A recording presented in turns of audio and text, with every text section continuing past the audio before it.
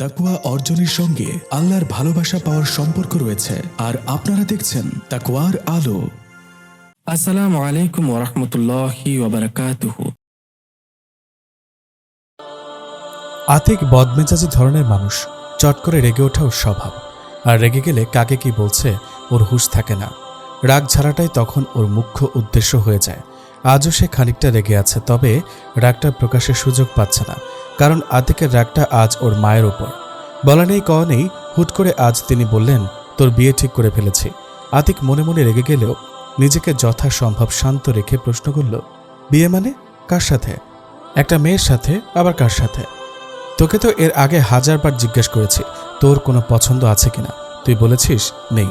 ছবি দেখিয়েছি, বলেছিস আমার কোনো পছন্দ অপছন্দ নেই, তোমার যেমন পছন্দ হবে তেমনই সই। তাই তো এবার মন মতো মেয়ে পেয়ে যাওয়াতে আমি আর দেরি করিনি।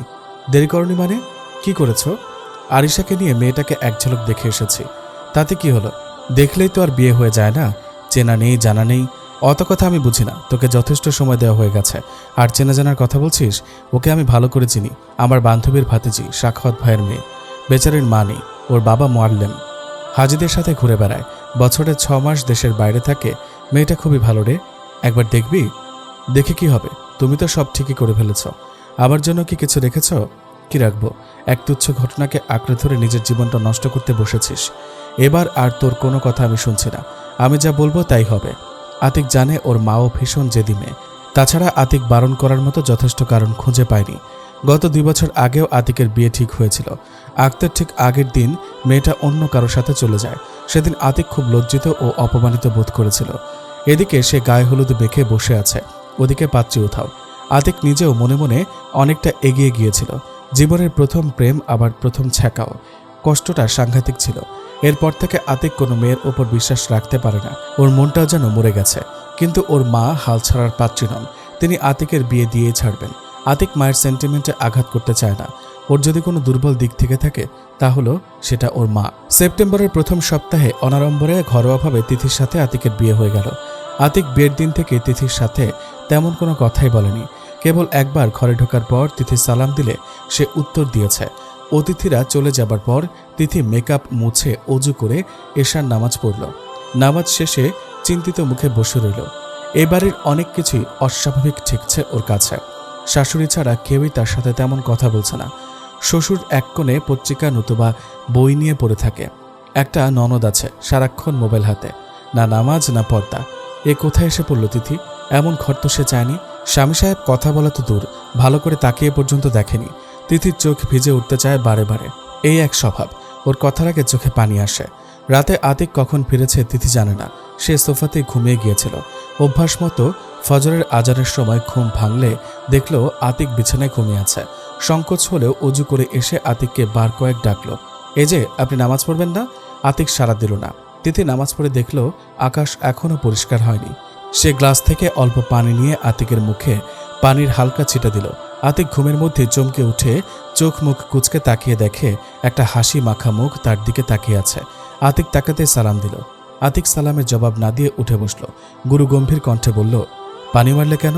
আমার সাথে ফাজলামো করার অধিকার তোমাকে কে দিয়েছে? তিথি থতমত খেয়ে বলল, ফাজলামি করিনি। স্বামীকে নামাজের জন্য জাগানোর এটাই হাদিসের নিয়ম, তাই। আতিক নিজেকে সামলে নিয়ে চিবিয়ে চিবিয়ে বলল, শোনো, আমার সাথে আলগা খাতিরের চেষ্টা করবে না। তোমাকে বিয়ে করেছে কেবল মায়ের কথা রাখতে। আমার ব্যাপারে তোমাকে ভাবতে হবে না। স্বামী ব্যঙ্গ করে তিথির কথার পুনরাবৃত্তি করল আতিক। তিথির মুখটা কালো হয়ে গেল। আতিক ফের শুতে গিয়ে বলল, আমার রাগ সম্পর্কে তোমার কোনো ধারণা নেই। তুমি নতুন, তাই আজ কিছু বললাম না। আর আমি চাই না এসব কথা মায়ের কানে যাক, বোঝা গেছে? নাও গেট লস্ট ফ্রম হিয়ার। বলে সে উল্টো দিকে ঘুরে শুল। তিথি ঠাঁই দাঁড়িয়ে রইল। মিনিট কয়েক পরে হুঁশ ফিরল ওর। চোখের কোণ মুছে সোফাতে ফিরে গেল তিথি। পুরো বিছানা জুড়ে আতিক যেভাবে শুয়ে আছে তাতে ওর শোবার কোনো জায়গা নেই। তাছাড়া যার মনে তিথির জন্য ঠাঁই নেই, তার বিছানা দখল করে লাভ কি? বেলা বাড়লে শাশুড়ির ঘরে গেল তিথি। শ্বশুর সাহেব আন্তরিক ব্যবহার করলেন। শাশুড়ি আতিকের কথা জানতে চাইলে তিথি স্বাভাবিকভাবে উত্তর দিল, এই দুজন মানুষকে এসব বলে ভারাক্রান্ত করে লাভ কি? অশান্তি বাড়বে বই কমবে না। পায়ে পায়ে আরিশার ঘরে এলো। আরিশা মোবাইলে কথা বলছে। তিথি কিছুক্ষণ দাঁড়িয়ে থেকে চলে আসবে কিনা ভাবছে। তখনই শুনতে পেল আরিশার কথাগুলো। ভাইয়ার বিয়ে হলো মাত্র 2 দিন হলো, এখনই আম্মুকে বিয়ে করে কি করে বলি বলতো? এখনই আম্মুকে কি করি বলি বলো তো? তাছাড়া আমার পরীক্ষা না শেষ হওয়া পর্যন্ত আম্মু ভাইয়া কেউই বিয়েতে রাজি হবে না। আরে তুমি বুঝতে চাচ্ছ না কেন? না না, আমি পারবো না। তোমার দাদি অসুস্থ বুঝলাম, তাই বলে। তিথির দিকে চোখ পড়াতে থেমে গেল আরিশা। গম্ভীর স্বরে পরে কথা বলছি বলে কেটে দিল লাইনটা। ভাবি, তুমি এখানে কোনো সাড়া না দিয়ে লুকিয়ে কথা শোনা কিন্তু ব্যাড ম্যানার্স। আমি চলে যাচ্ছিলাম, তোমাকে নাস্তার কথা জিজ্ঞেস করতে এসেছি। নাস্তা করবে না? চলো একসাথে নাস্তা করি। ও থ্যাঙ্কস, আমি পরে করব, তুমি করো গিয়ে। তিথির বিয়ে হয়েছে আজ 7 দিন। 7 দিনে 7টা কথাও আতিক তিথির সাথে ঠিকমতো বলেনি। তিথি জানে না তার দোষটা কি। তার শাশুড়ির সাথে ছোট খালার খুব বন্ধুত্ব, আর মায়ের অবর্তমানে মামা খালারাই ওর সব। তারা নিশ্চয়ই জেনে বুঝে এটা করেননি। এটা ওর ভাগ্য, তাই সে এটাকে নিজের তাকদির মনে করে মেনে নিয়েছে। প্রত্যেক ইমানদারকে তার তাকদিরের ভালো মন্দে বিশ্বাস রাখতে হবে, এটা জানে তিথি। তাই কষ্ট হলেও এটা তার মেনে নিতে দেরি হয়নি। তবে সে খুব দ্রুতই বাড়ির কাজকর্ম নিজের আয়ত্তে নিয়ে নিয়েছে। তার আন্তরিক আচরণে শাশুড়ি তো মহাখুশি। কিছু মানুষ আছে যাদের মাঝে অল্প সময়ে সবাইকে আপন করে নিতে পারার মতো দুর্লভ গুণ থাকে। তিথি তেমনই একজন। আত্মীয় প্রতিবেশী বাসায় এসে তিথিকে দেখে যায় আর তার কাজের প্রশংসায় পঞ্চমুখ হয়ে ফিরে যায়, যেন মনে হয় তিথি অনেক বছর ধরে এ বাড়িতে আছে। এমনকি আরিশার মতো দাম্ভিক মেয়ে পর্যন্ত তিথির প্রতি অনুরক্ত আর নির্ভরশীল হয়ে উঠেছে। আর উঠবেই বা না কেন? তিথি তো আরিশা আর তারিকের বিষয়টি মা বাবার কাছে উপস্থাপন করে তাদের মৌন সম্মতি আদায় করে নিয়েছে। বাকি রইল আতিক। যদিও তিনি এখানে দুর্বল, কারণ আতিক ওকে পাত্তাই দেয় না। সেখানে আরিশার কথা তুলবে কিভাবে তিথি ভেবে পায় না। তবুও এক রাতে ঘুমাতে যাবার প্রাক্কালে তিথি বিনয়ের সাথে আরিশার বয়স, বিয়ের উত্তম সময়, ভালো ছেলে, সম্ভ্রান্ত পরিবার, আরিশার ভালো লাগা নিয়ে বিভিন্ন প্রসঙ্গ তুলল। অবশ্য সে প্রথমে আতিকের অনুমতি চেয়ে নিয়েছে বলে আতিক এক ধমকে তাকে থামিয়ে দেয়নি। কেবল থতমত মুখে বলল, তোমাকে ওকালতি করার জন্য নিযুক্ত করা হয়েছে? ওকালতি বলছেন কেন? আমি আরিশার বোনের মতো, ওর ভাবি। ওর সমস্যাগুলো তো আমাদেরই সমাধান করা উচিত। আমি সব জেনে শুনেও যদি নির্লিপ্ত থাকি তাহলে ওর প্রতি অবিচার করা হবে। ও আপনার ছোট বোন, খোঁজখবর নিয়ে বিয়ে করিয়ে দিন। এভাবে ছেলেমেয়ের অবাধ বন্ধুত্ব শরীয়ত পরিপন্থী। আজ যদি ও কাঁচা বুদ্ধিতে বন্ধু বান্ধবের প্ররোচনায় নিজে নিজে বিয়ে করে ফেলে, তখন তো এই পরিবারেরই সম্মান নষ্ট হবে। জেনে শুনে তো আমরা তা হতে দিতে পারি না। পরে আপনারাই আমাকে বলবেন, তুমি সব জানতে আমাদের জানাওনি কেন? হয়েছে, বুঝেছি, বেশি শরীয়ত বোঝাতে এসো না। ফিতা কাটার মতো এক পোচে তিথির কথাটা মাঝপথে কেটে দিল আতিক। সে কিছুটা চিন্তিত মনে হলো। আপন মনে বলতে লাগলো, ছেলে কেমন, কি খোঁজখবর নিতে হবে না? বললেই হয়ে গেল নাকি? তিথি মৃদু হেসে বলল, জি ঠিকই বলেছেন, একদম বড় ভাইয়ের মতো কথা বলেছেন। আমার যদি এমন বড় ভাই থাকতো তাহলে খোঁজ না নিয়ে আমাকে আপনাদের ঘাড়ে চাপিয়ে দিত না। আপনিও ভালো থাকতেন আর আমিও। এতটুকু বলে তিথি দ্রুত সরে গেল সেখান থেকে। তার চোখ ভিজে উঠেছে। সে দেখল না আতিক ওর দিকে অদ্ভুত দৃষ্টিতে তাকিয়েছিল। সে দৃষ্টিতে রাগ না অনুকম্পা ঠিক বোঝা গেল না। অবশেষে পরের মাসের প্রথম সপ্তাহে আরিশার বিয়ের দিন ঠিক হলো। কারণ তারিকের দাদি অসুস্থ, তিনি নাত বইয়ের মুখ দেখতে চান, তাই তড়িঘড়ি করতে হলো। আরিশাকে নিয়ে তিথির শাশুড়ি কেনাকাটা করতে লাগলেন। তিথি একাই দক্ষ হাতে পুরো সংসার সামলাতে লাগলো, সাথে আতিকের উগ্র মেজাজও। শ্বশুরকে নিয়ে সমস্যা হয় না তিথির, যত সমস্যা আতিককে নিয়ে। এই তো সেদিন তিথি আতিককে খাবারের সময় পানি দিতে একটু দেরি করেছে। সে কি বিকট ধমক! আতিকের আবার খাবারের শুরুতে 2-1 ঢোক পানি না খেলে হেঁচকি মতো উঠে যায়। সে তিথিকে সরাসরি না ডেকে খালি কাঁচের গ্লাসটা ধাক্কা মেরে ফেলে দিল মেঝেতে। তিথি বাবার ফোন পেয়ে ঘরে বসে নিভৃতে কথা বলছিল। গ্লাস ভাঙার শব্দে বাবাকে কোনো রকম বিদায় বলে দৌড়ে এসে দেখে আতিক রেগে টমেটোর মতো লাল। হেঁচকের তোড়ে তিথিকে ধমকে সুবিধা করতে পারছে না আতিক। তবুও তিথি দৌড়ে পানি এনে দিল। আড়ালে তার চোখ ভিজে উঠল। সে ভেবে পায় না একটা মানুষ কারণে অকারণে এত রাগ করে কিভাবে। মাথা নিচু করে ভাঙা কাচের টুকরাগুলো তুলতে লাগলো। একদিন আরিশার শাড়ি কিনতে যাবার দিন মা এক প্রকার জোর করে তিথিকে নিয়ে গেলেন। তিনি জানতেন তিথি বোরকা পরে, তাই ওকে একটা নতুন বোরকা উপহার দিয়ে বললেন, কাল এটা তোমার জন্য কিনেছি, আজ এটা পরে চলো আমাদের সাথে। অগত্যা তিথিকে যেতে হলো। কাঁচ ঘেরা দোকানে বসে শাড়ি পছন্দ করছিল ওরা। তিথি চুপ করে একপাশে বসেছিল। মাঝে মধ্যে ওর সাথে টুকটাক পরামর্শ করেছিল। এমন সময় আতিক ঢুকলো সেখানে। ওকে তিথির পাশে টুল দেওয়া হলে ও সরে গিয়ে বসলো। পরে দেখলো মা আরিশা দুজনই ওই বোরকা বৃতাকে এটা ওটা জিজ্ঞেস করছেন, আর সেও মাথা নাড়াচ্ছে। তখন বোঝার বাকি থাকলো না যে ওটা তিথি। আতিক হাসি চাপলো ওর বেশভূষা দেখে। এদিকে পুরাই হুজুর। পথ চলতে গিয়ে অজান্তেই 2 বার তাকালো তিথির দিকে। ওকে কেমন যেন অন্যরকম লাগছে, কেমন যেন সম্ভ্রান্ত গোছের। মা আরিশাকে নিয়ে রিকশায় উঠে পড়লেন। আতিক বিপদে পড়ে গেল। সর্বনাশ, এই হুজুরকে নিয়ে রিকশা উঠতে হবে। তিথি চুপ করে একপাশে দাঁড়িয়ে আছে। আতিক ভেবেচিন্তে একটা সিএনজি দাঁড় করালো। কর্কশ সুরে তিথিকে উঠতে বলল। সারাটা পথে তিথি কোনো কথা বলল না। আতিক মনে মনে ভাবল, ভারী দেমাক হয়েছে দেখছি। গ্লাস ভাঙার পর থেকে তিথি ওর সাথে একটু দূরত্ব বজায় রেখেছে। তবে আতিকের প্রতিটা আয়োজনের দিকে তীক্ষ্ণ দৃষ্টি তার। ব্যাপারটা কিছুটা হলেও আতিককে প্রভাবিত করে।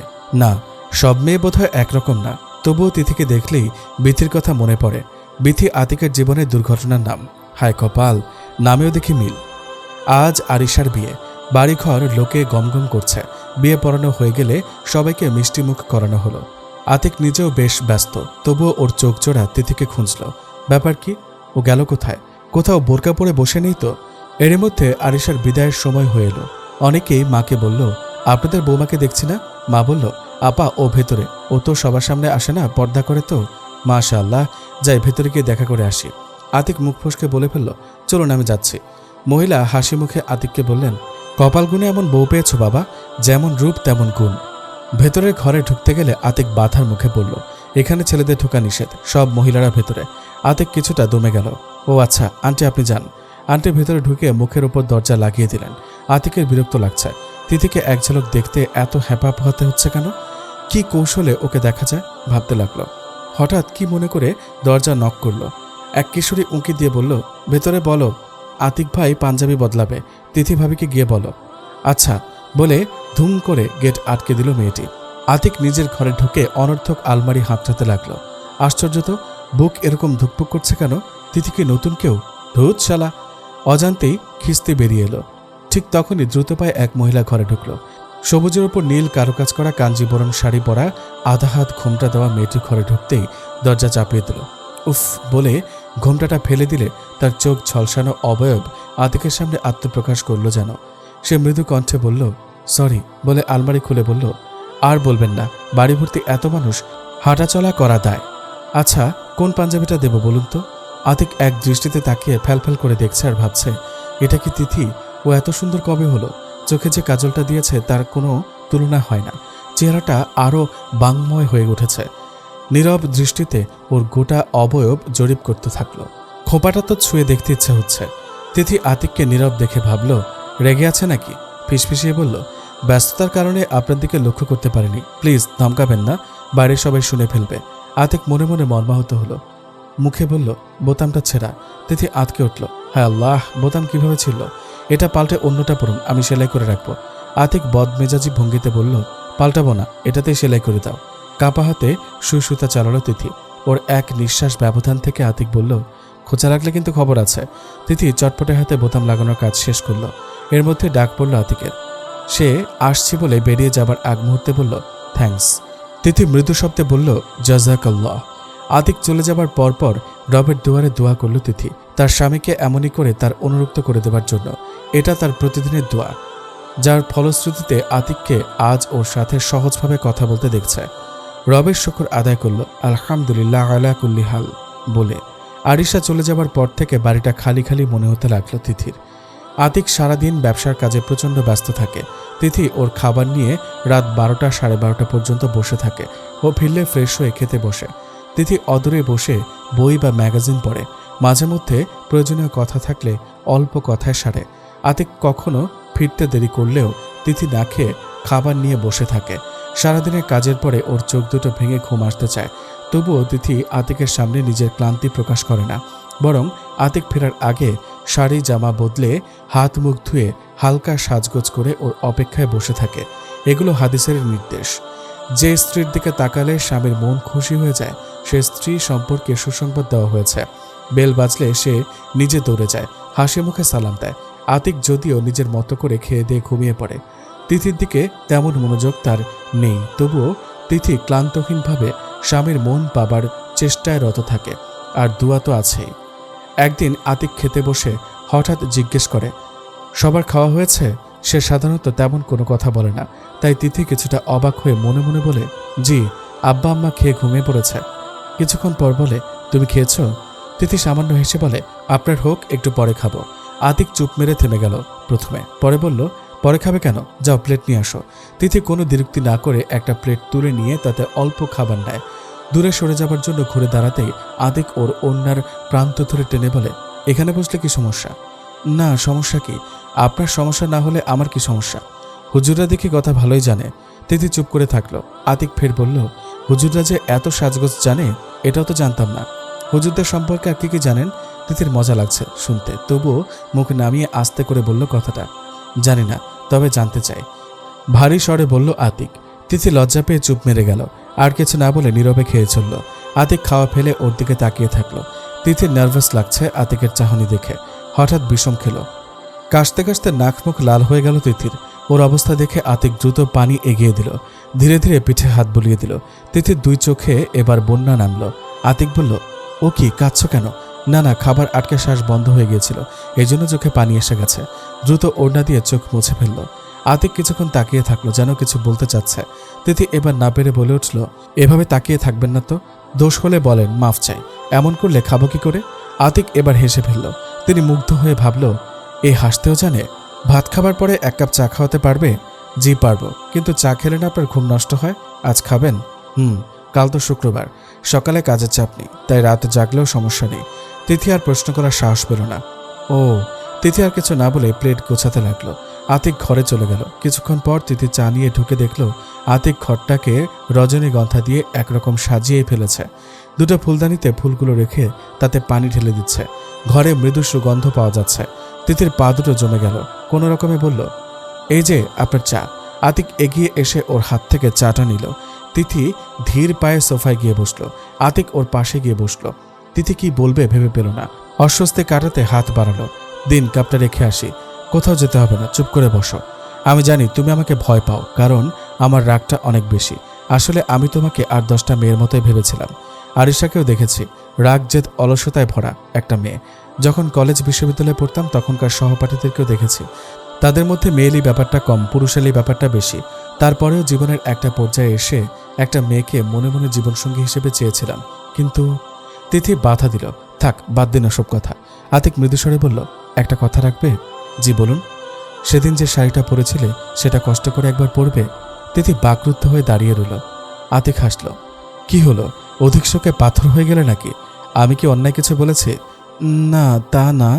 আতিক ওর হাত দুটো নিজের হাতের মুঠে নিয়ে বলল, আমি খুব সরি, তোমাকে ঠিকমতো বুঝতে পারিনি। জীবনে প্রেম কি তা বোঝার আগেই প্রত্যাখ্যানের তীব্র আঘাতে জর্জরিত হয়ে গোটা দুনিয়াকে বিষ নজরে দেখতে শুরু করেছিলাম। তারপর তোমাকে দেখলাম, তুমি অদ্ভুত একটা মেয়ে। আমার প্রতি তোমার নিরেট দায়িত্ববোধ, আমাকে প্রতি মুহূর্তে সন্তুষ্ট করতে চাওয়া, আমার ভালো লাগা মন্দ লাগাগুলোকে এত গুরুত্ব দিয়ে তুমি আমাকে ভীষণভাবে দুর্বল করে ফেলেছ। এখন মনে হচ্ছে তোমাকে ছাড়া এক মুহূর্ত চলবে না আমার। তিথি কি বলবে ভেবে পেল না। ওর দোয়া যে এত রঙিন হয়ে বাস্তবায়ন হবে তার সে স্বপ্নেও ভাবেনি। কেবল ভেবেছে আতিক একদিন সহজ হবে, কিন্তু এ যে দেখি গোলে মোম। তিথি কিছু বুঝে ওঠার আগেই হঠাৎ এক ঝটকায় আতিক ওকে কোলে তুলে নিল। তিথি কোনো রকমে উচ্চারণ করলো, আরে পড়ে যাব তো। পড়ে যেতে দিলে তো? আচ্ছা নামান, শাড়িটা পরে আসি। আর দূর লাগবে না। দ্রুত হাতে রুটি সেকে প্লেটে সার্ভ করছে তিথি। আতিক খেতে খেতে পত্রিকার চোখ বুলাচ্ছে। তিথি চা দিলে আনমনে খেতে গিয়ে মুখ পুড়িয়ে ফেলল। আহ বলে চিৎকার করে উঠলে তিথি দৌড়ে এলো। ইস, একটু ধীরে খাবেন না? আরে শেভ করতে হবে, দেরি হয়ে যাবে। কিসের শেভ? আপনাকে দাড়িতেই চমৎকার দেখায়, শেভ করবেন না প্লিজ। আমাকে হুজুর বানানোর মতলব না? হুজুর না হলে হুজুরনির সাথে একদম মানাবে না যে। এদিকে আসো, গম্ভীর স্বরে আতিক বলল। আমার কাজ আছে বলে তিথি হেসে এড়িয়ে যেতে চাইল। স্বামীর আদেশ অমান্য করছো কিন্তু। তিথি কিছু বলার আগেই সশব্দে কলিং বেল বেজে উঠল। তিথি ভেতরে সরে গেল। আতিক দরজা খুলল। আরিশা ঝড়ের বেগে ঘরে ঢুকলো। হাতের ব্যাগটা সোফায় ছুঁড়ে মারল। ওর চোখগুলো লাল আর ভেজা। আতিক অবাক হয়ে তাকিয়ে রইল বোনের দিকে। তিথি ছুটে এলো। মাও শব্দ শুনে বেরিয়ে আসলো। মা এসে ওর কাঁধে হাত রেখে নরম সুরে বললেন, কি হয়েছে রে মা, এই সাত সকালে এভাবে? আরিশা কাঁদতে কাঁদতে উত্তেজিত সুরে বলল, আমি আর যাব না, একদম যাব না। আমাকে তোমরা যেতে বলবে না, বলে দিলাম। যাবি না মানে? নিজে পছন্দ করি তো বিয়ে করেছিস, এখনই এসব কথা কেন? আতিক রেগে গেল। তিথি ওর কাঁধে হাত দিয়ে থামতে বলল। শাশুড়ি মাকে বলল, আম্মা, আরিশা এইমাত্র এলো, ও আগে শান্ত হোক, এখন কিচ্ছু জিজ্ঞেস করবেন না ওকে, আগে একটু স্থির হতে দিন ওকে। আতিকের দিকে তাকিয়ে বলল, আপনি কাজে যান, প্রয়োজনে আপনাকে ফোন দেব, ওকে একটু সময় দিন, ফোন দিলে একটু সময় করে পারলে আসবেন। আতিক কিছু না বলে চলে গেল। তিথি এসে আরিশার হাত ধরল। সব শুনবো, আগে তুমি হাত মুখ ধুয়ে নাও, আমি নাস্তা খাইনি, দুজনে একসাথে খাবো চলো। না আমি খাবো না, তোমরা খাও। ছি আপু, মাথা গরম করো না তো। আরিশাকে এক হাতে জড়িয়ে ধরল তিথি। আমার মনে হচ্ছে কোথাও ভুল হচ্ছে। এভাবে মাথা গরম করাটা কোনো বুদ্ধিমানের কাজ না। যে আমাকে মূল্যায়ন করতে জানে না তার ঘরে আমি থাকবো কেন? আরিশা অভিমানাহত স্বরে বলল, আচ্ছা তুমি এসো তো প্লিজ, আগে ফ্রেশ হও, সব শুনবো। ওই দেখো মা কাঁদতে শুরু করেছে। অগত্যা আরিশাকে উঠতে হলো। বাবা মার ঘরে খাটের উপর বসে আছে আরিশা। বাবা বোকার মতো মেয়ের দিকে তাকিয়ে আছেন, হয়তো কথা খুঁজে পাচ্ছে না। কি বলবেন? মা ডুকরে কেঁদে উঠলেন। তুই কি কোথাও একটু মানিয়ে নিতে পারবি না? এত অল্পে জেদ করলে কি চলবে? সংসার এখনও ভালো মতো শুরু করলি না, এখনই এসব বলছিস, বাকি দিন কি করবি? মা তিথির দিকে তাকালেন। তিথি, ওকে একটু বুঝা মা, আমি বাচ্চা মেয়ে না, লেখাপড়া শিখেছি, মূর্খ না। আমাকে বোঝানোর কি আছে? আমি কি বুঝি না? ওখানে আমাকে সবসময় ডমিনেট করা হবে, আমার চাওয়া পাওয়াগুলোকে পায়ের নিচে পিষে ফেলবে, আর আমি মুখ বুঝে তা সহ্য করব? তিথি চুপ করে আছে। উঠে এসে আরিশার হাত ধরে বলল, আরি চলো, আমার ঘরে চলো। আব্বা আপনি বিশ্রাম নিন, চিন্তা করবেন না, সব ঠিক হয়ে যাবে ইনশাল্লাহ। আরিশা আগের তুলনায় কিছুটা শান্ত। সুবোধ বালিকার মতো তিথির সাথে আতিকের রুমে এলো। তিথি ওকে বিছানায় বসিয়ে দিয়ে বলল, আরাম করে বসো। আচ্ছা তুমি যে হঠাৎ চলে এলে, তারিক ভাই জানে? আরিশার চোখ মুছে বলল, জানবে না কেন, ওই তো বলল দরজা খোলা আছে, যেতে পারো। বলতে গিয়ে ফুঁপিয়ে কেঁদে উঠল। ও আমাকে মোটেও ভালোবাসে না, আমারই ভুল ছিল, ওকে বিশ্বাস করেছি। তিথি দীর্ঘ শ্বাস ফেলে বলল, বিশ্বাস নষ্ট করার মতো কি করেছে সে? ওর কাছে ওর ফ্যামিলি বড়, ওর দাদি বড়। আমি কে? আমি কেউ না। আমার জীবনের সুন্দর সময়গুলো ও অবহেলায় নষ্ট করেছে। বিয়ের আগে ও আমার জন্য পাগল ছিল, আর এই 2 মাসের মধ্যেই ওর আমার প্রতি অবহেলা আমাকে শেষ করে দিয়েছে ভাবি, বলে উচ্চস্বরে কেঁদে উঠল আরিশা। এ সময় ফোন বাজল। তিথি ধরল। আসসালামু আলাইকুম। ওপাশ থেকে আতিক সালামের উত্তর দিয়ে বলল, আরিশা কি বলে? কি করছে ও? ও তো ওখানেই আছে, আমরা কথা বলছি, আপনি কাজ সেরে আসুন। আমাদের আরিশা বুদ্ধিমতী মেয়ে, ওকে নিয়ে ভাববেন না। তুমি একটু বুঝাও তো ওকে। জি। ফোন রেখে তিথি আরিশার সামনে বসে ধীরে ধীরে বলল, শোনো আরিশা, তারিক ভাইকে বিয়ের আগে শুধু তোমার ঘনিষ্ঠ একজন বন্ধু হিসেবে পেয়েছ, কিন্তু এখন উনি তোমার বন্ধুর পাশাপাশি তোমার স্বামী, তোমার অভিভাবকও। সে যেমন তোমার স্বামী, তেমনি অন্য কারো ছেলে, কারো ভাই, কারো নাতি, কারো ভাতিজা ভাগিনা। একইভাবে তুমি এতদিন শুধুই কারো কন্যা ও বোন ছিলে। বিয়ের পর থেকে তুমি হয়ে গেছ কারো বৌমা, কারো চাচি, মামি, এমনকি দাদি নানিও। সম্পর্কের দাবি অনেক বড় আপু, এটাকে অগ্রাহ্য করা যায় না এবং করা উচিত না। তারিক ভাইকে তার সম্পর্কের দাবি মেটাতে তুমি তো সাহায্য করবে। তোমার সাথে তারিক ভাইয়ের সম্পর্কটাই এমন, তুমি তার অর্ধাঙ্গিনী, মানে তুমি তার হাত, পা, চোখ, কান। কখনো সম্পর্কের প্রয়োজনে তোমাকে নিজের কিছু স্বার্থ ত্যাগ করতে হবে, সেটাও নিজ স্বার্থে, কারণ তাতে তোমার প্রতি তারিক ভাইয়ের আস্থা আরও বাড়বে। সব বুঝলাম, তাই বলে ও আমাদের হানিমুন ট্রিপ বাতিল করে দিবে? আমার সাথে কোনো রকম পরামর্শ না করেই আমার কতদিনের শখ ছিল গ্র্যান্ড সুলতানে। কান্নার দমকে আরিশার কথা আটকে গেল। এই সময়টা কি আর ফিরে পাবো? বোকামে। দুজনের মাঝে ভাব থাকলে সবগুলো সময়ই রঙিন হয়ে ধরা দেয়, ভাব না থাকলে সারা জীবন একসাথে এক ঘরেও অশান্তির আগুন জ্বলে। শোনো, স্বামীকে যদি একবারে নিজের করে পেতে চাও, তাহলে তার সব কিছুকে আপন করে নাও, সে এমনিতেই ধরা দেবে। মাথা ঠান্ডা করে ভাবো, নিজের পায়ে কুড়াল মেরো না আরিশা। গ্র্যান্ড সুলতান তো আর পালিয়ে যাচ্ছে না, পরে গেলে সমস্যা কি? বরং এখন ধরো ওনাকে চাপ দিয়ে নিয়ে গেলে, কিন্তু ওনার মনের ভেতর ওনার দাদি বসে থাকবে। তোমাদের দুজনের মাঝখানে দাদি থাকলে কি সময়টা সুন্দর কাটবে, যেমনটা তুমি আশা করো? বেল বাজার শব্দে দুজনেই সচকিত হলো। তিথি বেরিয়ে যাবার আগ মুহূর্তে আরিশার নাকটা তর্জনী আর মধ্যমা দিয়ে চেপে মৃদু ঝাঁকি দিয়ে বলল, আরে শোনো, কাউকে গোলাম বানাতে হলে আগে তার বাদী হওয়া লাগে। অমনি আতিক ঘরে ঢুকলো। তিথি ঘুরে দাঁড়িয়ে আতিকের মুখোমুখি হলো। আতিক ওর দিকে একবার কটমটে দৃষ্টিতে তাকিয়ে পরে ভেতরে ঢুকে গেল। আরিশা ভাইকে দেখে একটু নড়ে চড়ে বসলো। আতিক ওর পাশে গিয়ে বসে বলল, খেয়েছিস? খেয়েছি। আতিক কিছুক্ষণ চুপ করে বসে রইল, তারপর বলল, আমি কি তারিকের সাথে কথা বলবো? না, আগে দেখি না ও সারাদিনে ফোন দেয় নাকি। ঠিক আছে, কিন্তু তোর এভাবে কাউকে না বলে চলে আসাটা ঠিক হয়নি। হাজার হোক তুই ও বাড়ির বউ, বউদের কি মন থাকতে নেই? আমি তোর সাথে তর্ক করতে চাচ্ছি না, তুই অপেক্ষা করতে চাচ্ছিস, অপেক্ষা কর। আতিক উঠে পড়ল। তখনই তিথি ঘরে ঢুকে বলল, আপনি চা খাবেন নাকি অন্য কিছু? আতিক ওর দিকে তাকিয়ে বলল, অন্য কিছু কি? না মানে শরবত বা। কথার মাঝখানে আতিক না শুধু চা বলে ঘরের বাইরে চলে গেল। তিথিও পিছু পিছু গেল। আতিক সোজা বাবা মায়ের ঘরে গিয়ে ঢুকলো। মা চিন্তিত মুখে শুয়ে আছে। আতিককে দেখে উঠে বসলো। আরিশা কথা শুনেছিস?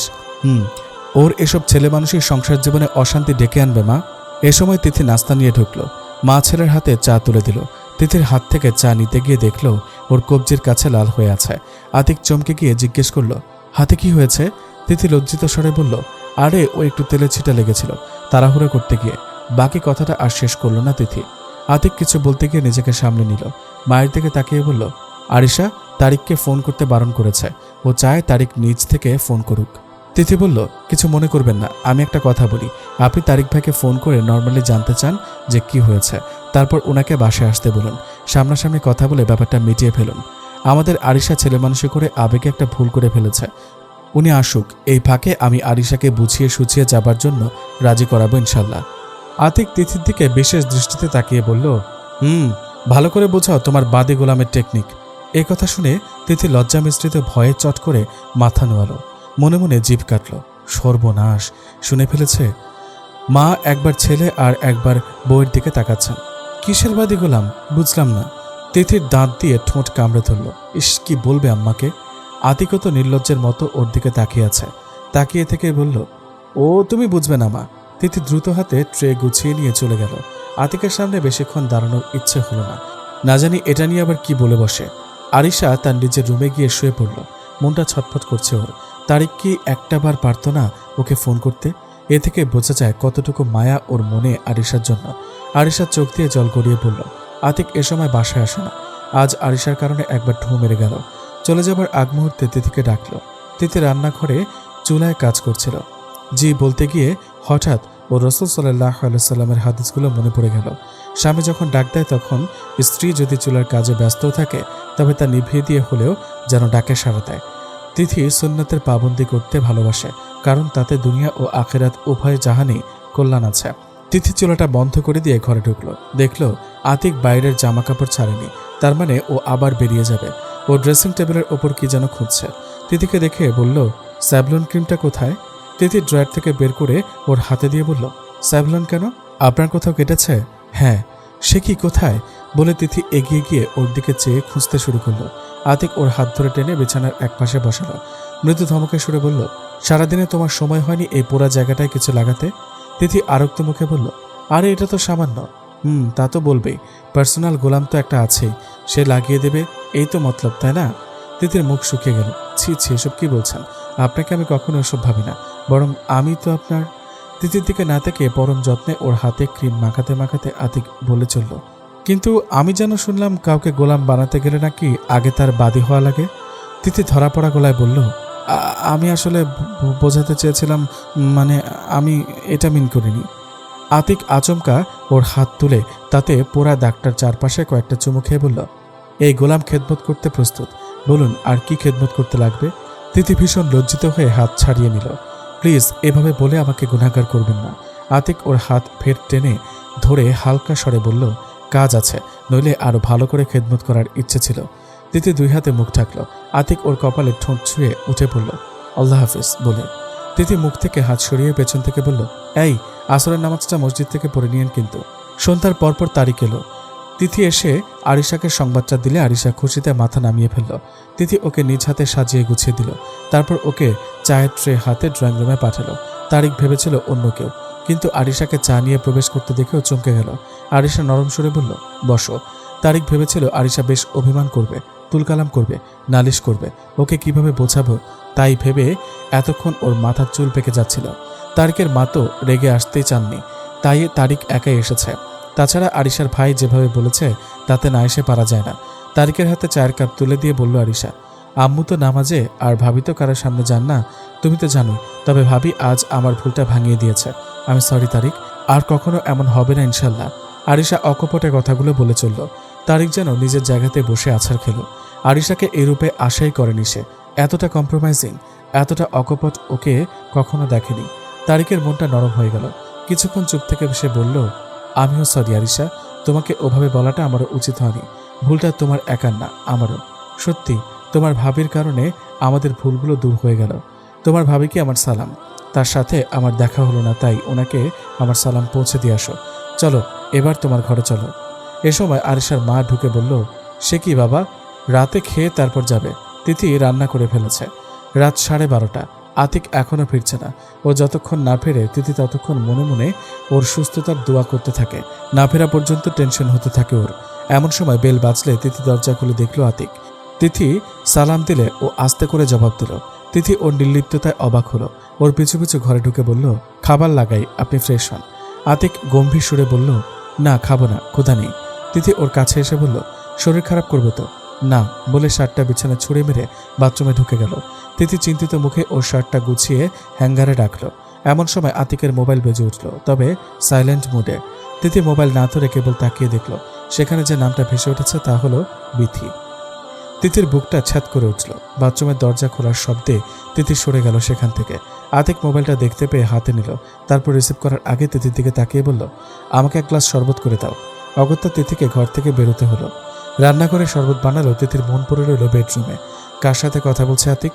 কে এই বিথি? শরবতটা চাকতে যাবার মুহূর্তে হঠাৎ ধা করে মনে পড়ে গেল তিথির।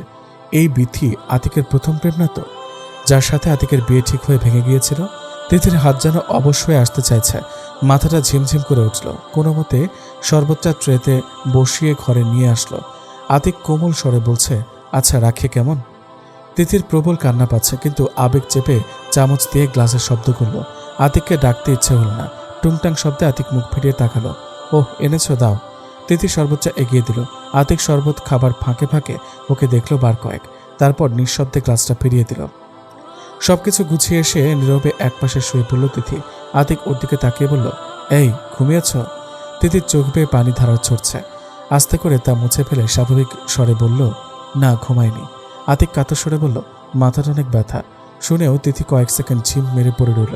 তারপর উঠে বসে আতিকের মাথাটা কাছে টেনে নিল। ড্রয়ার থেকে ভিক্স বের করে আঙুলে নিয়ে তা ধীরে ধীরে মালিশ করতে লাগলো। আতিক আরামে চোখ বন্ধ করলো। তিথির মনের ভেতর তুফান বইছে। তবুও জিজ্ঞেস করলো, ব্যথাটা কি কমেছে? কেন, ঘুম পাচ্ছে বুঝি? আচ্ছা যাও, তুমি কি আমাকে কিছু জিজ্ঞেস করতে চাও? তিথি সরতে গিয়ে থমকে গেল। বলল, জিজ্ঞেস করতে চাই না, কেবল কিছু বলতে চাই। বলো। আতিক তাকালো। তিথি বুক ভাঙা দীর্ঘশ্বাস ফেলে বলল, আপনি তার সাথে এরকম সম্পর্ক না রেখে প্রয়োজনে বিয়ে করে ফেলুন। এভাবে সম্পর্ক রাখা যায় না, যা হারাম। আতিক ছট করে উঠে বসল। সম্পর্ক? কার সাথে? কি বোঝাতে চাও তুমি? তিথির কণ্ঠ রুদ্ধ হয়ে গেল। ইসলামে এটার অনুমতি আছে। দ্বিতীয় বিয়ে করতে আপনার আমার অনুমতি নেবার দরকার নেই। জেনা করে জাহান্নামে যাবার চেয়ে বিয়ে করে হালাল পথে থাকুন। আমি আপনাকে নিয়ে জান্নাতে যেতে চাই, আর আপনাকে জাহান্নাম থেকে দূরে রাখতে চাই। আতিকের ক্রোধ জেগে উঠল যেন।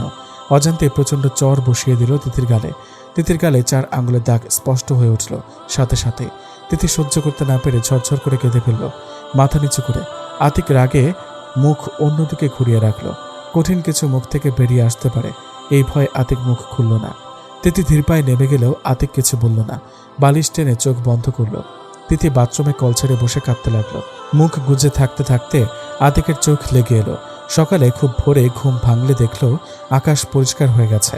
সে কি নামাজের জন্য আজ ওকে ডাকেনি তিথি? ভাবতে ভাবতে উঠে বসলো। চোখ পড়ল মাটিতে বিছানো জায়নামাজের দিকে। তিথি সেজদায় পড়ে আছে। গতরাতের কথা মনে পড়ে গেল আতিকের।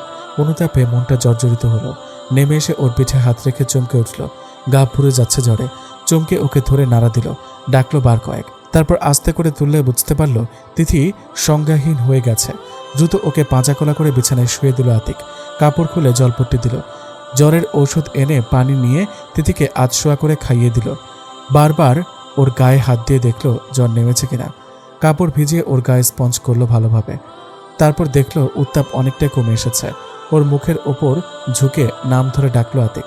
টেনে চোখটা খুলে আতিককে দেখে 2 হাত বাড়িয়ে ওর গলা জড়িয়ে ধরে কেঁদে ফেলল তিথি। দুর্বল স্বরে বলল, আমাকে মাফ করে দিন। আতিক কোনো কথা না বলে ওর কপালে চুমু দিয়ে বলল, একটু ঘুমাও তুমি। বেলা বাড়লে তিথিকে না দেখে মাই এলেন ঘরে।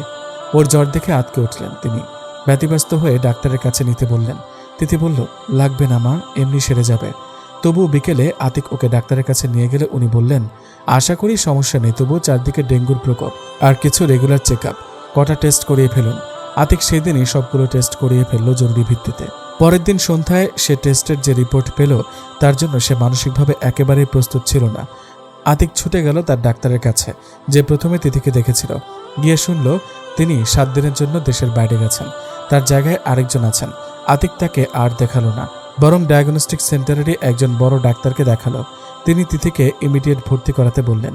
বাসায় বাবা মা ভীষণ মুষড়ে পড়েছেন। আরিশা ছুটে এসেছে স্বামীকে নিয়ে। তারিক কেবিনে ঢুকলো না, বাইরে দাঁড়িয়ে আতিকের সাথে কথা বলতে লাগলো। আরিশা ভাইকে জিজ্ঞেস করলো কি হয়েছে তিথির। আতিকের চোখ দুটো জবা ফুলের মতো লাল, বোঝা গেল সারা রাত ঘুমায়নি। কোনো মতে বলল ক্যান্সার লাস্ট স্টেজ। আরিশা পড়ে যাচ্ছিল, ওকে দ্রুত তারিক ধরে ফেলল। আতিকের বাবা মা দুজনেই কাঁদছেন। আমাদের সুখের ঘরে কার নজর লাগলো গো বলে আতিকের মা কেঁদে উঠেছেন। রাতে সবাই সরে গেলে তিথি আতিককে কাছে ডাকল, ফিসফিসিয়ে বলল আমার পেছনে সময় দিতে যে নামাজ কাজা করবেন না। আতিকের চোখ লাল, কিন্তু পানি নেই। প্রবল চেষ্টায় সে নিজেকে সামলে রেখেছে। তিথি আবার বলল আচ্ছা সবাই এত আপসেট কেন, আমার কি খারাপ কিছু হয়েছে? আতিক জবাব দিল না, মাথা নাড়ল না বলে। তিথি বলে চলল আপনি আমাকে খুব ভালোবাসেন, অথচ আমি না বুঝে আপনাকে কষ্ট দিলাম। খসখসে গলায় আতিক বলল ওসব কথা থাক। তিথি বলল অভয় দিলে একটা কথা বলি। আতিক চুপ করে চেয়ে রইল। তিথি বলল আমার কিছু হলে ভালো দিনদার মেয়ে দেখে বিয়ে করে নেবেন। আতিক বলল তোমার কিছু হলে আমি যে কটা মন চাই বিয়ে করি, তাতে তোমার কি? তুমি তো আর দেখতে আসছো না বলে আতিকের চোখ বেয়ে পানির ধারা নামল। তিথি বলল আপনার কষ্ট দেখতে ভালো লাগছে না, একটা কথা শুনুন, তাহাজ্জুদে আপনার সব দুঃখ কষ্ট আল্লাহর দরবারে নিবেদন করুন, শান্তি পাবেন। মহান আল্লাহ হলেন সব সমস্যার সমাধানকারী। করব, তুমি ঘুমাও। তিথি চোখ বন্ধ করল। বিগত কয়েকটি দিন আতিকের দিন কাটছে হাসপাতালে আর রাত কাটছে তাহাজ্জুদের পার্টিতে। জায়নামাজ ভিজে যাচ্ছে ওর সেজদায়। তার একটাই আকুলতা মহান ক্ষমতাধর রবের কাছে, আমার ওপর রহম করো মাবুদ, রহম করো। আতিকের চোখের নিচে স্পষ্ট কালি, তবুও তিথির যত্নে তার ত্রুটি নেই। তিথিকে সে আজও স্যুপ খাইয়ে দিচ্ছিল। এমন সময় নার্স জানালো ডাক্তার ডাকছেন। আতিক আরিশার হাতে বাটি ধরিয়ে দিয়ে ডাক্তারের চেম্বারে এলো। আতিক সালাম দিয়ে প্রবেশ করলে ডাক্তার ওকে দেখে চমকে বললেন কি ব্যাপার, রোগী আপনি না আপনার ওয়াইফ? আতিক কিছুটা হাসল। ডাক্তার বললেন সরি, একটা জরুরি কনফারেন্সে দেশের বাইরে যেতে হয়েছিল, রিপোর্টগুলো নিয়ে আসুন তো। জি সাথে এনেছি। ডাক্তার ভ্রুকুচকে বার কয়েক দেখলেন রিপোর্টগুলো, ক্ষোভে বলে উঠলেন যে ভয়টা করেছিলাম আখেরে তাই হলো বলে তিনি বেলের ওপর যেন আছড়ে পড়লেন। ডান হাতে সমানে বেল চাপলেন। উপর জুপুরে বেলের শব্দে নার্স পিয়ন সব দৌড়ে এলো। ডাক্তার প্রচণ্ড রেগে আছেন বোঝা গেল। অযথায় নার্সকে কষে এক ধমক দিলেন, তোমরা কেন, রকিবুল কই, ওকে ডাকো এক্ষুনি, জাস্ট নাও। নার্স দৌড়ে বেরিয়ে গেল। আতিক কিছু বুঝতে না পেরে একবার গেটের দিকে আর একবার ডাক্তারের দিকে তাকাচ্ছেন। ডাক্তার তার সাথে চোখ মেলাচ্ছেন না, কেবল একবার হাত তুলে বললেন sorry, I am getting excited. Atik ভেতরে ভেতরে ভেঙে পড়েছেন যেন, কিন্তু জিজ্ঞেস করার সাহস পেল না। কি নাকি শুনতে হয়। ও জানে তিথি মাত্র অল্প কয়েকদিনের মেহমান, তবুও রবের রহমত থেকে সে নিরাশ হয়নি। তিথি ওকে শিখিয়েছে একমাত্র কাফের ছাড়া মুমিন কখনো রবের রহমত থেকে নিরাশ হয় না। গত কদিন ধরেই সে মনে মনে দরুদ পড়ে চলেছে, এতে নাকি মুসিবত কাটে, সুসংবাদ লাভ হয়। ডাক্তার একবার ফোন টেপেন, আরেকবার রিপোর্ট নাড়াচাড়া করেন। তারপর হঠাৎ উঠে ঝড়ের বেগে বাইরে চলে গেলেন। আতিক উঠে কেবিনে চলে এলো। তিথির হাতে স্যালাইন চলছে, ও চুপ করে স্যালাইনের ড্রপ বিট দেখছে। আতিক বিষণ্ণ দৃষ্টিতে দৃশ্যটা দেখে বারান্দায় চলে এলো। এমন সময় কারো পায়ের শব্দে সে ফিরে তাকালো, তাকিয়ে সোজা হয়ে গেল। আপনি এখানে? ছোট একটা বাচ্চা কোলে নিয়ে এক মহিলা প্রবেশ করলেন কেবিনে। তিথি ফিরে তাকালো। মহিলা সালাম দিলে আতিক তিথির কাছে গিয়ে দাঁড়ালো। ওর মাথায় হাত রেখে দেখলো জ্বর আছে কিনা। তারপর আগন্তুক মহিলাকে প্রশ্ন করলো, আপনি এদিকের খবর জানলেন কি করে? তিথি প্রশ্নবোধক দৃষ্টিতে আতিকের দিকে তাকালে আতিক বলল, পরিচয় করিয়ে দিই, ইনি হলেন বিথি। তিথি উঠে বসার চেষ্টা করলে বিথি বাধা দিল, না না ওঠার দরকার নেই। তিথি বলল, কেমন আছেন? জি আল্লাহ রহমতে ভালো আছি, আপনার স্বামী আতিক ভাইয়ের কারণে অনেক বড় বিপদ থেকে বেঁচে গেছি। তিথি কোনো কথা বলল না। আতিক দুই হাত পকেটে পরে চুপ করে গম্ভীর মুখে দাঁড়িয়ে রইল। বিথি বলে চলল, আমি জানি না আপনি আমাকে জানেন কিনা, আমি পছন্দ করে পালিয়ে বিয়ে করি বলে আমার কারণে আতিক ভাইকে একদিন অনেক অপদস্থ হতে হয়েছে। আমি আমার বাবা মাকে কষ্ট দিয়েছি, খারাপ কাজের ফল খারাপই হয়। স্বামীকে হারিয়েছি, শ্বশুর বাড়ি থেকে চলে এসেছি। বাচ্চার বাবার কিছু টাকা ছিল, সেগুলো তুলতে পারছিলাম না। নিজেরও অসহায় কপর্দকহীন অবস্থা। হঠাৎ আতিক ভাইয়ের কথা মনে পড়ল। তার বন্ধু উকিল জানতাম, তাই আতিক ভাইকে ফোন করে সাহায্য চাই। পরিচিত তেমন কেউ ছিল না যে তার সাহায্য নেব। আতিক ভাই সব শুনে তার বন্ধুকে দিয়ে আমার বাচ্চার টাকাগুলো কোর্টের মাধ্যমে তুলিয়ে দিলেন। আরও অনেক সাহায্য করলেন। আতিক ভাইয়ের উকিল বন্ধুই জানালো যে আপনি খুব অসুস্থ, তাই দেখা করতে আসাটা আমি দায়িত্ব মনে করলাম। তিথি বলল, জাজাকিল্লাহ, আপনি কষ্ট করে এসেছেন, ভালো লাগলো। আপনি ভাববেন না, আপনার যা যা সাহায্য লাগে ওকে বলবেন। কিছুক্ষণ পর বিথি বিদায় নিল। তিথি আতিকের দিকে তাকালো। আতিক মুচকি হাসল। কিছু বলবে? তিথি লাজুক মুখে মলিন হাসল। পরে বলবো যদি সুযোগ পাই। এমন সময় নার্স ঢুকলো। আপনাকে স্যার ডাকে। আতিক দৌড়ে দাঁড়াতে আরিশা, আম্মা আর তারিক ঢুকলো। তারিক গেটের বাইরে দাঁড়িয়ে রইল। আতিক ওদের বসতে বলে তারিককে নিয়ে ডাক্তারের রুমে গেল। ডাক্তার ওদের সাদরে অভ্যর্থনা জানালেন। আরে আসুন আসুন আতিক ভাই। তারপর চশমা খুলে উঠে এসে আতিকের ডান হাত জড়িয়ে ধরলেন। I am extremely sorry Atik ভাই, এক্সট্রিমলি সরি। আতিকে উঠে দাঁড়ালো। জি ঠিক বুঝলাম না। ডাক্তার আতিকের হাত ধরে ক্ষমা চাওয়ার ভঙ্গিতে বললেন, আপনার ওয়াইফের ব্যাপারে মানে ঠিক একটু না, বেশ বড় ভুল হয়ে গেছে। আমি আন্তরিকভাবে দুঃখিত। আতিক চেয়ে রইল। ও হৃৎপিণ্ড এত জোরে ধুকপুকাচ্ছে যেন বাইরে থেকে শোনা যাবে। ডাক্তার নার্সকে ডেকে কাগজগুলো দিতে বলল। সেই কাগজগুলো আতিকের হাতে ধরিয়ে দিয়ে বলল, এই যে এটাই আপনার ওয়াইফের অ্যাকচুয়াল রিপোর্ট। আপনার স্ত্রী আল্লাহ রহমতে সম্পূর্ণ সুস্থ, তার কোনো সমস্যা নেই। She is quite okay. আসলে আমার পিয়ন রকিবুলকে আমি দেশের বাইরে যাবার দিনই ওয়ার্ন করে যাই যে তিথি হক আর তিথি ইসলাম দুজনের পেপারসগুলো যেন সে সাবধানে হ্যান্ডেল করে, কারণ তারা দুজনেই আমার পেশেন্ট। দুজনের নামও সেম আর টেস্টগুলো প্রায় সেম। আমি তখনই ভেবেছিলাম এটা আবার গড়বড় না হয়ে যায়, আর হলেও তাই। তিথি হকের রিপোর্টগুলো আপনার স্ত্রীর কাছে, আর আপনার স্ত্রীর রিপোর্টগুলো ওই তিথি হকের কাছে চলে গেছে, মানে অদল বদল হয়ে গেছে। আতিক কোনো কথা বলছে না, কেবল তাকিয়ে আছে ডাক্তারের দিকে। তারিকও বিভ্রান্ত। ডাক্তার আবার বললেন, আমি রকিবুলের ওপর এই কারণে রাগ করেছি যে তাকে বারবার সতর্ক করা হয়েছিল, but he is a careless person. তাকে 15 দিনের জন্য সাসপেন্ড করা হয়েছে। তারিক তো খুশিতে আতিককে জড়িয়ে ধরল। আতিক চোখ বন্ধ করে মেঝেতে 2 হাঁটু গেড়ে বসে পড়ল। ডাক্তার এবং তারিকের বিস্মিত দৃষ্টির সামনে সে একটি সেজদা করল পরম করুণাময়ের উদ্দেশ্যে, যাকে বলে শুকরানা সেজদা। ডাক্তার দীর্ঘশ্বাস ফেলে মৃদু হাসলেন। চোখের কোণে অজান্তে চলে আসা পানির কণাটা মুছে নিলেন। আতিক উঠে দাঁড়ালে দেখা গেল ওর চোখে পানি। ডাক্তার হেসে আতিকের কাঁধে হাত রেখে বললেন, সরি অ্যাগেন ফ্রেন্ড। আতিক কেবল মাথা নাড়ল। সে আবেগে কথা বলতে পারছে না। তার বুক ফেটে কান্না আসছে রবের কুদরতের ক্ষমতা দেখে। গোটা পরিস্থিতি তিনি কিভাবে পাল্টে দিলেন। আতিক ঘুরে দাঁড়াতে ডাক্তার হঠাৎ হৈ হৈ করে উঠলেন। আরে আরে, আপনাকে তো বলাই হয়নি। আরে যাচ্ছেন কোথায়? মিষ্টি খাওয়ান রে ভাই। আতিক বোকার মতো তাকালো। জি? আরে you are going to be a father. আপনি বাবা হতে যাচ্ছেন। আতিকের পিঠ চাপড়ে দিল ডাক্তার। আতিক ঠোঁটে দাঁত চেপে ধরল। তারিক পেছন থেকে জড়িয়ে ধরল আতিক ভাই বলে। আতিক কেবিনে এলো। তিথি জামা বদলেছে। ওর চুলগুলো আছড়ে দিচ্ছিল আরিশা। মা সোফায় বসে আছে। আতিক প্রবল কষ্টে আবেগ দমন করলেও তার রেশটুকু থামাতে পারছে না যেন। তিথির কাছে এসে আরিশাকে বলল, আরিশা দেখ তো, তারিক ডাকছে তোকে। আরিশা নেমে দাঁড়ালে আতিক বলল, এই আরি, মাকে নিয়ে যা। ওদের চলে যাওয়া পর্যন্ত চুপ করে অপেক্ষা করলো আতিক। ওরা চলে যেতে তিথির মুখের কাছে মুখ নিয়ে বলল, কংগ্রাচুলেশন। তিথি কিছু বলার আগে ওকে শক্ত করে বুকে জড়িয়ে ধরে বলল, আলহামদুলিল্লাহ আলহামদুলিল্লাহ। তারপর তিথির কপালে গভীর চুমু এঁকে দিয়ে বলল, আমরা বাবা মা হতে চলেছি। তিথি চোখ বন্ধ করে আল্লাহর দরবারে শুকরিয়া জানালো। আতিক ওকে ছাড়ছে না দেখে তিথি হেসে বলল, আমার হাড়গুলো গুঁড়ো হয়ে যাবে তো, এত জোরে ধরেছেন কেন? আতিক ওর কপালে ফের চুমু খেয়ে বলল, আল্লাহর দরবারে লাখো শুকরিয়া।